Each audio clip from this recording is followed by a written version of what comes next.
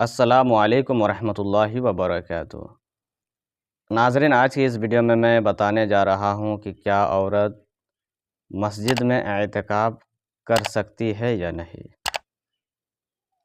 کیونکہ بہت ساری عورت کو یہ مسئلہ معلوم ہی نہیں ہوگی۔ کیوں؟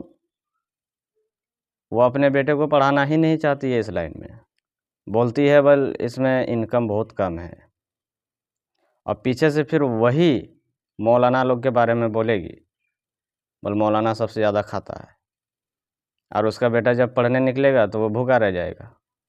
واہ رے مسلمان! اور بولے گی بل اسلام خطرے میں ہے۔ تو آج اسی کے متعلق یہ ویڈیو بیان ہونے والا ہے کہ کیا عورت مسجد میں اعتکاف کر سکتی ہے یا نہیں۔